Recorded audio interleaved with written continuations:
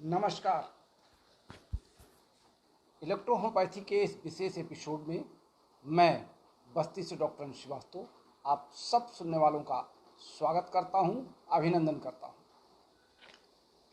जैसा कि आप सबको पता है कि ये कार्यक्रम अब हमारे पेज डॉक्टर अंश श्रीवास्तव बस्ती पर सीधे प्रसारित किया जा रहा है और इस पेज को हमारे सभी आईडी से सीधे लिंक कर दिया गया है और इस पेज पर होने वाले सभी ऑनलाइन क्लास बाद में हम अपने निजी यूट्यूब चैनल पर भी लोड कर रहे हैं। इस कारण मेरे उन तमाम साथियों से अनुरोध है जो अभी तक मेरे कार्यक्रम को यूट्यूब चैनल पर लोड करते रहे हैं, वो कृपया अब लोड करना बंद कर दें, क्योंकि अब हमारे निजी चैनल का जो कॉपीराइट हो गया है उससे आपको दिक्कत आ सकती है। इसलिए कृपया अब आप केवल हमारे यूट्यूब चैनल को खोल के हमारे इस क्लास का भी आनंद ले सकते हैं और हमारे पेज को फॉलो करके हमारे इस क्लास को ऑनलाइन देख सकते हैं। बहुत जल्द ही हम अपने यूट्यूब चैनल पर भी आपसे सीधे लाइव क्लास में मिलेंगे। तो बहनों और भाइयों, जैसा कि आपको पता है कि हम ईएनटी पर चर्चा कर रहे थे और इस क्लास की उपयोगिता इतनी ज़्यादा बढ़ गई है कि आप सब लगातार इस बात की डिमांड कर रहे हैं कि हम इसको लगातार आपके बीच लाते रहें। तो आज जैसा कि आप सबको पता है कि आज हम क्लास नंबर 225 पर पहुंच चुके हैं, यानी आज क्लास नंबर 225 200 पार मैंने किया और 200 के बाद थोड़ी मेरी बैटिंग धीमी हो गई। कुछ विशेष परिस्थितियों में, कुछ विशेष विसंगतियों के चलते मैंने अपनी बैटिंग की स्टाइल को चेंज किया, अपने पैड को चेंज किया, जो हमारा सेफ्टी पैड था हमने अपने ग्लव्स को चेंज किया और जब बैटिंग करने में असफल रहा तो मैंने अपने बैट को भी चेंज कर दिया और फिर लगातार अपनी बैटिंग से, अपने चौके और छक्कों से आपको रोमांचित कर रहा हूं। तो क्रिकेट की भाषा में अगर कहें तो मैंने 200 यानी दोहरे शतक को पार कर लिया है और तिहरे शतक की ओर आप सबकी डिमांड है। तो देखते हैं ये कारवां कहां तक साथ देता है। हमने आपसे नाक के रोगों पर बात चर्चा किया, कान के रोगों पर चर्चा किया और अब हम आरंभ करते हैं नेत्र के रोगों पर। गले के रोगों को अभी हम थोड़ा सा विराम दे रहे हैं।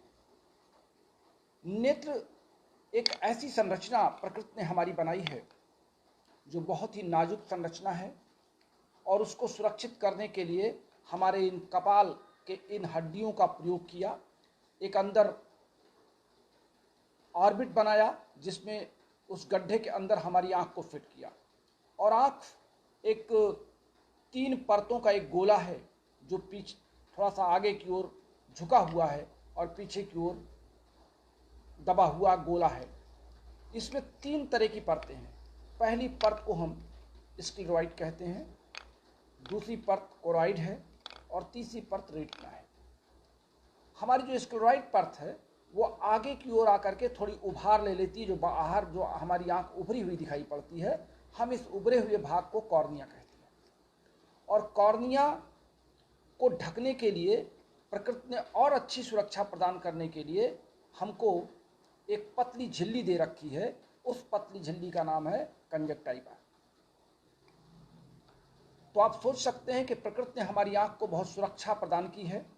इस कंजक्टाइवा पर बाहर के वायरस, बैक्टीरिया या फंगल इन्फेक्शन या कोई चोट लगना या कोई एक्स्ट्रा एक्सीडेंटल काज पर इस पर कोई इन्फेक्शन आ जाना, कुल मिलाकर के हम ये कह सकते हैं कि आँख के कंजक्टाइवा पर जो इन्फेक्शन होता है आज हम उसकी चर्चा करते हैं और वहीं से शुरुआत करते हैं।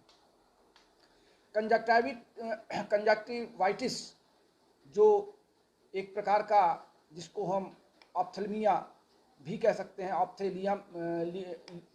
ऑप्थेलीमा का नाम भी हम दे सकते हैं। हम ये कह सकते हैं कि आँखों में खुजली होना, आँखों में लालिमा आ जाना, आँखों में कीचड़ आ जाना, आँखों में स्वेलिंग हो जाना हमारे इस आईलिड या पलकों के ऊपर, आँखों का बंद हो जाना और आँखों में जलन होना, ये तमाम कारण केवल वायरस या बैक्टीरियल इन्फेक्शन से हमारे आँखों के ऊपरी परत यानी ऊपरी झिल्ली या कंजक्टिवा के पर होते हैं। अब इलेक्ट्रोहोम्योपैथी के दृष्टिकोण से हम चिकित्सक जरूर हैं, लेकिन फिर भी हमने आपसे कहा है कि एक अच्छा चिकित्सक वो होता है जो हर रोग का विशेषज्ञ ना बने। अगर आँखों में आपको विभिन्न प्रकार की दिक्कत लग रही है तो मेरी एक सलाह है एज ए इलेक्ट्रोहोम्योपैथिक फिजिशियन कि आप किसी नेत्र के चिकित्सक से पहले पूरी सावधानी पूर्वक सलाह ले लीजिए, उससे अपने नेत्र की जांच करा लीजिए। और नेत्र की जांच कराने के बाद यदि आप ये चाहते हैं कि आपका रोगी इलेक्ट्रोहोम्योपैथिक चिकित्सा ग्रहण करे और वो रोगी स्वयं कहता है कि हम इलेक्ट्रोहोम्योपैथी चिकित्सा विधि अपनाना चाहते हैं, तो आप उसको स्वीकार कर लें और फिर इलेक्ट्रोहोम्योपैथी चिकित्सा सिद्धांतों के आधार पर नेत्र की चिकित्सा आरंभ करें। जहाँ पर नेत्र में बाहर से आई ड्रॉप या विशेष प्रकार के लोशन डालने की बात है, मैं एक इलेक्ट्रोहोम्योपैथिक फिजिशियन के रूप में आपको ये कभी सलाह नहीं दूंगा कि आप नेत्र में बाहर से कुछ डालें।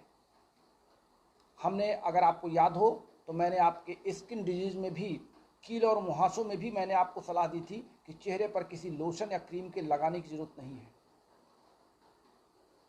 एक नेत्र का डॉक्टर भी इस बात की सलाह देता है कि आंखों में काजल नहीं लगाना चाहिए। आंखों में ऊपर से डालने पर हम जब तक ये 100% श्योर ना हो लें कि ये नेत्र को डालने पर कोई नुकसान नहीं करेगा, तब तक आप ये कहेंगे कि इलेक्ट्रोहोम्योपैथी की औषधियाँ जब हानि रहित है तो हम उसको आँख में डालने से हमको परहेज क्यों होना चाहिए। देखिए, इलेक्ट्रोहोम्योपैथी की औषधियाँ टिश्यू मेडिसिन है और फंक्शनल मेडिसिन है। ये प्लांट एंजाइम्स हैं। प्लांट एंजाइम्स टिश्यू पर जा कर के, सेल पर जा कर के उसके फिजियोलॉजिकल फंक्शन को, उसके फिजियोलॉजिकल एक्टिविटीज़ को प्रेरित करता है। जो औषधियाँ आप ऊपर से देते हैं वो केवल नर्व्स के कांटेक्ट में आता है, ऊपर से कांटेक्ट में आ भी सकता और नहीं भी आ सकता है, लेकिन जब आप उसको इंटरनली यूज कराते हैं तो वो जा कर के हमारे बॉडी के इंटरनल पार्ट से मिल कर के हमारी कोशिकाओं के साथ समाहित होकर के अपनी क्रिया को तेज कर देता है। चूँकि आँख की जो परत है उसके ऊपर जो झिल्ली चढ़ी हुई है, उस झिल्ली के अंदर नर्व्स है, तो नर्व्स का संबंध रोकने के लिए वो झिल्ली है। इस नाते जब आँख में आप ऊपर से कोई इलेक्ट्रोहोम्योपैथिक औषध डालते हैं तो वो उतनी कारगर नहीं होती है। हाँ, आप इलेक्ट्रोहोम्योपैथिक औषधियों में बी, जी या जी और डब्ल्यू का एक 5-5 ड्रॉप 1 चम्मच पानी में डाल के और कॉटन भिगो करके आप अपनी आँखों को बंद करके ऊपर से लगा सकते हैं। लेकिन आँखों के अंदर डालने की सलाह हम इसलिए नहीं देंगे कि उस आँखों के अंदर डालने का जो कंजक्टिवा है, जो झिल्ली है, वो अंदर नर्व्स के संपर्क में उसको लाने नहीं देगी। इस नाते उस दवा का कोई उपयोग आँख में डालने पर होता नहीं है आमतौर से। अब मैं उनकी बात नहीं करता जो बड़े बड़े आई ड्रॉप के दावे करते हैं इलेक्ट्रोहोम्योपैथिक मेडिसिन बनाने वाली कंपनियां। मैं इस वीडियो के माध्यम से किसी भी दवा बनाने वाली कंपनी की न तो तारीफ करता हूं, ना आलोचना करता हूं। सबके अपने अपने बिजनेस हैं, अपने अपने तरीके हैं, लेकिन मैं जो कहूँगा सच कहूँगा, सच के सिवा कुछ नहीं कहूँगा।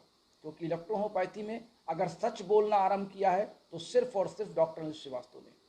हालांकि कुछ लोग मजाक में मुझे कपिल शर्मा का फ्लाप्सो भी कह देते हैं, मुझे फेक भी कह देते हैं। बहुत से साथी अपने टिप्पणियों में लिख देते हैं कि ये तो एक चिकित्सक कम तांत्रिक ज़्यादा लगते हैं। बहुत से लोग मुझे कह देते हैं मैटी के नाना हैं। कहने को तो बहुत ज़्यादा कुछ नहीं है, लेकिन मैं ये ज़रूर मानता हूँ कि जो लोग मेरी आलोचना करते हैं वो ध्यानपूर्वक मेरे वीडियो को पूरा सुनते हैं, और सुनने के बाद जब उनकी तड़प ज़्यादा होती है, वो विचलित हो जाते हैं कि वन मैन आर्मी इतना फेमस कैसे हो रहा है, तो 2 लाइन वो नीचे लिख देते हैं जिससे कि मैं उसको पढूं और मैं विचलित हो जाऊं। तो जैसा कि आप सब ने मुझको कहा है और सराहा है कि मैं अब मस्त चाल में चलूं और पीछे वालों का ध्यान न दूं, तो मैं वही कर रहा हूं। आप लिखें, मैं पढ़ लेता हूं, देख लेता हूं और आगे बढ़ जाता हूं। तो जहां तक कंजक्टिवा की बात है या आँख में कंजक्टिवाइटिस रोग होने की बात है, तो इलेक्ट्रोहोम्योपैथी में हम ये बता दें कंजक्टिवाइटिस जो है ये दो प्रकार का होता है, एक तो क्रॉनिक और एक एक्यूट। एक्यूट कंजक्टिवाइटिस में हम देखते हैं कि ये सीरस में, कैट्रियल में, म्यूकोपर्कुलस में और मेम्ब्रेनस में 4 प्रकार के पार्ट में डिवाइड होता है। और जो क्रॉनिक कंजक्टिवाइटिस होता है ये फॉलिकुलर कंजक्टिवाइटिस, हम इसको पूरा नाम देते हैं। ये फॉलिकुलर होता है जिसमें छोटे छोटे दाने आँख के परतों के नीचे पलकों के आसपास निकल आते हैं उस कंजक्टिवा के ऊपर, और एक हल्की सी जलन या खुजली देने लगते हैं आँखों में, और ऊपर से आँख रगड़ते हैं आप या लगता है बार बार आँख में कुछ चला गया है, आँखों से कीचड़ ज़्यादा निकलने लगता है, आँखों से पानी ज़्यादा निकलने लगता है, और जब झिल्ली पर परत ज़्यादा पड़ जाती है तो आँखों से धुंधलापन आ जाता है, बाहर की ओर दिखाई नहीं पड़ता है। ये तमाम जो कारण हैं ये वायरस के हो सकते हैं, बैक्टीरिया के हो सकते हैं, लेकिन अंतोगत्वा ये जा कर के टकराते कहाँ हैं, हमारे कंजक्टिवा पे, और फिर वहाँ पर ये अपना इन्फेक्शन फैलाते हैं। उस इन्फेक्शन से हमारे आसपास की जब टिश्यू और मसल्स रप्चर्ड होती हैं, उससे चोटिल होती हैं या उससे दुखने लगती हैं, तो फिर उसका संबंध हमारे ब्लड और लिम्फ से हो जाता है, और तब हमारा सीधा संबंध हो जाता है हमारी औषधियों को वहाँ पहुँचाने के लिए। इसलिए इलेक्ट्रोहोम्योपैथिक की औषधियों को अंदर से इंटरनली जब आप देंगे तो वो नर्व्स के माध्यम से पहुँच के हमारे आँख के आसपास की जितनी तंत्रिकाएँ हैं, जिनको हम क्रेनियल नर्व्स कहते हैं, ये क्रेनियल नर्व्स उससे प्रभावित हो जाएंगी और आँख को जल्दी रिलीफ मिलेगा। अब आइए हम जल्दी से बात कर लेते हैं कि कंजक्टिवाइटिस में हम कौन सी दवा का चयन करें। तो पहली चीज़ तो अगर आपको अपने आँख पर कोई पट्टी रखनी है या आँख के जलन को, दर्द को कम करना है, तो आँख को बंद करके लेट करके आँख के ऊपर, आँख को मैंने बंद किया और इसके ऊपर मैंने कॉटन रख दिया जिसमें हमने S5, C7, WE और G, अगर आँख में कीचड़ आ रहा है तो G का उपयोग करेंगे, अगर आँख में कीचड़ नहीं आ रहा है तो हमको सिर्फ C7, S5 और WE आँख के ऊपर दोनों पट्टी आँख को बंद करके रख देना है। इससे सूजन कम हो जाएगी, स्वेलिंग कम हो जाएगी, जलन कम हो जाएगी और लालिमा भी कम हो जाएगी। अब उसके बाद नंबर आता है कि हम इंटरनली बाय माउथ क्या मेडिसिन दें। तो आप नोट करें, हम इसमें 3 कैटेगरी की मेडिसिन का सिलेक्शन करते हैं। पहली कैटेगरी हमारी होती है C7, C13, BE। फिर से नोट कर लें, C13, C7 और BE।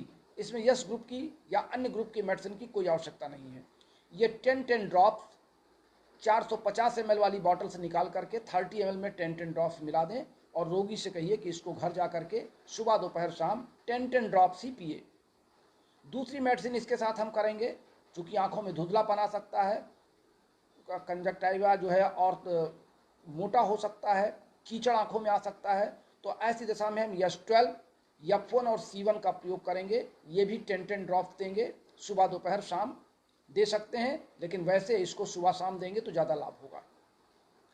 तीसरी दवा हम करते हैं, चूँकि आँखों से भी एक्सक्रेशन होता है, आंसू के माध्यम से हम वायरस और बैक्टीरिया को बाहर निकालते हैं, तो यहाँ पे हमको L3 भी याद आना चाहिए। L3 प्लस S3, चूँकि स्किन का मामला है, हमारे आसपास आँखों के जो स्किन है, त्वचा है, हमारा उसका भी संबंध होता है, तो L3 S3 को हम 10-10 ड्रॉप सुबह शाम बिफोर मील आफ्टर मील देंगे, भोजन के बाद। तो ये 3 दवाएं हम सेलेक्ट करते हैं। पहली दवा हमने आपको बताई C7, C13 और B। दूसरी दवा हमने बताई S12, F1 और C1, और तीसरी दवा हमने बताई L3, S3। ये तीनों दवाएं 10-10 मिनट के अंतराल पे आपको रोगी को देना है। और आँखों में लगाने के लिए हमने आपको बताया कि आँखों के अंदर डालना नहीं है, आँखों के ऊपर बंद करके पलकों में रखना है, और जब कॉटन आपका सूख जाए या 10 मिनट बाद आप उस कॉटन को हटा सकते हैं। हमने अपने YouTube चैनल पे आपके सवालों के जवाब प्रत्येक रविवार को देना आरंभ किया है, और ये श्रृंखला हमने आज से आरंभ की है। यानी आज का जो हमारा YouTube चैनल पे लोडिंग होगी वो आपके सवाल और जवाब की होगी। क्योंकि हम आपको फेसबुक पर, आपके व्हाट्सएप पर और ट्विटर पर बहुत ज़्यादा समय नहीं दे पा रहे हैं, तो हमने अच्छे सवालों का कलेक्शन किया है, और उस कलेक्शन के बाद हम आपके नाम के साथ आपके सवाल पढ़ रहे हैं और सवालों के साथ हम आपके जवाब भी दे रहे हैं। आज हमने अपने YouTube चैनल के माध्यम से अपने मिस्टर इम्तियाज़ मुल्ला, नोमान बॉर्डर, सिद्धांत घाना राजेंद्र सैनी, यावा मिर्जा, प्रदीप सोनी जी, डॉक्टर वीके सरकार, मैनेजर इदिस्ती, अरुण श्रीवास्तव, समीर खान, हिरेंद्र चतुर्वेदी, स्वतंत्र कुमार, मनोज कुमार सैनी, मखाने पाटिल, अमित कुमार मोहाले, शक्ति तिवारी, कपिल लड्डा और सलमुद्दीन। आप इन लोगों के सवाल अच्छे आए थे जिनका जवाब मैंने अपने यूट्यूब चैनल के माध्यम से आपको प्रेषित किया है। हमारे इस फेसबुक पर भी आप अपने सवाल अच्छे लिख सकते हैं, हमारे पेज पर भी अपने सवाल आप लिख सकते हैं। आपके सवालों के अच्छे सवालों का हम कलेक्शन करेंगे एक सप्ताह का, और उस पर हम प्रत्येक रविवार अपने यूट्यूब चैनल के माध्यम से आपके सवालों के जवाब आप तक पहुंचाएंगे। आप इस पर अपने सवाल जरूर करें। आपके मन में कोई भी जिज्ञासा हो, आप किसी विशेष रोग के बारे में जानना चाहते हैं, अपने किसी रोगी के बारे में हमारा वीडियो कॉल कराना चाहते हैं, तो आप हमको लगातार हमारे 9793252355 पर हमसे संपर्क कर सकते हैं। तो बस आज के लिए इतना ही। शेष बातों के लिए इंतज़ार कीजिए, प्रतीक्षा कीजिए, फिर मिलेंगे। तब तक के लिए नमस्कार।